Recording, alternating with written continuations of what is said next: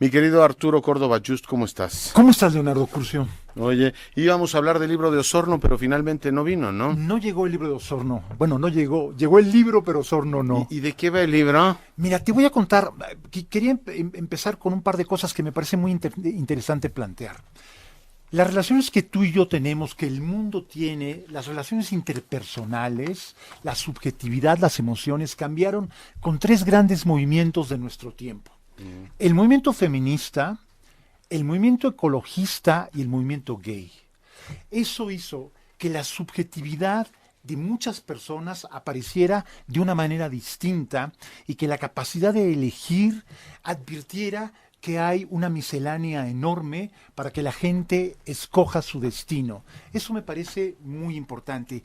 Y el libro es muy interesante, se llama Tengo que morir todas las noches, el autor es Guillermo Osorno. Es una historia muy interesante porque es la historia no contada del movimiento gay en México. Yo creo que Osorno sobreexpone un poco el Bar 9, que fue, digamos, este bar ícono de cierta parte del movimiento gay. Yo creo que no es el 9 tan grande como Osorno lo plantea. Lo que pasa es que Osorno está muy involucrado en el tema porque de alguna forma él digamos que salió a la luz de sí mismo a través de encontrarse con un lugar como el 9. Pero no es el punto de vista, no es el 9 tan grande como él lo plantea, en el sentido de un movimiento cultural, de expresión artística, de expresión literaria, de expresión, de exhibición de películas.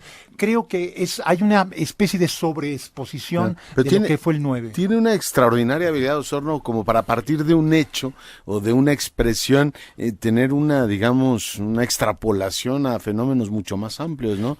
Yo recuerdo, bueno, por supuesto haberle leído crónicas algún tiempo, estuvo aquí con nosotros y era pues fantástico oírlo como a partir de un episodio, a partir de una práctica, hacía generalizaciones verdaderamente sugerentes, poeta. A mí me gusta mucho algo que él plantea. Él empieza con su propia historia. Y esto para mí es muy importante porque tú no puedes alejarte de lo personal. Tú tienes que involucrarte para ser quien eres. Y entonces él empieza con su propio descubrimiento de su orientación sexual y eso es muy interesante porque eso hace que él se involucre en la historia del 9 y cómo el 9 es un lugar donde la gente puede aparecer. Era un bar de la zona rosa. Era un bar de la zona rosa en las calles de Londres que ya desapareció. De un francés, ¿no? De un francés que se llamaba Henri Donadieu. Sí. Y es muy interesante la relación de la comunidad gay, en ese momento aún oculta, con los políticos del momento. Es increíble cómo Ramón Aguirre, Jan González, Enrique Jackson, por ejemplo, auspician la existencia de este bar y de otros lugares en la zona rosa. Una especie de fenómeno que ellos de alguna manera negocian de una manera muy hábil. Y creo que déjame decirte, creo que hay una parte en donde el libro, a personajes como Henri Donadieu, Manolo Fernández, que eran los auspiciadores del 9, es muy interesante cómo Osorno hace que estas personas se conviertan en personajes y se siente a Osorno muy involucrado en su tema. Y eso da gusto porque te das cuenta que el escritor está metido en su material, ¿sabes?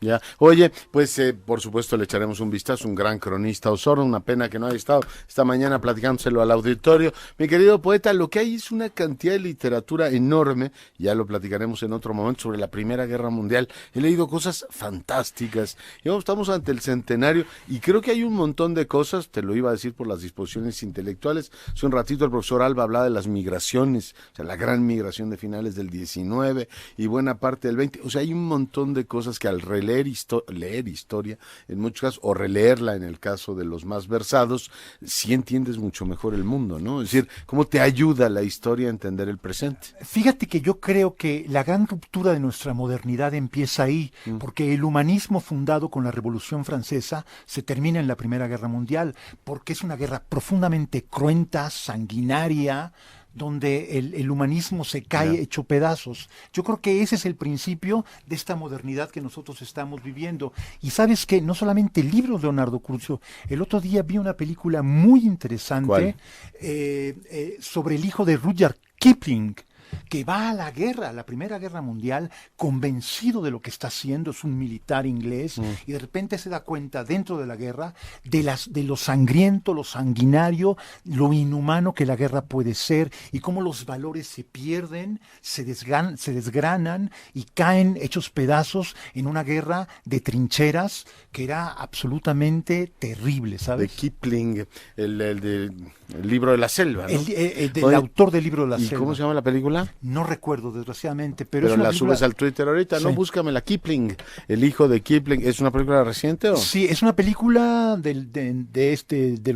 los Con años una 2000. Kipling. Y- Bueno, pues poeta, ya platicaremos de Ya eso y más en platicaremos. otro momento.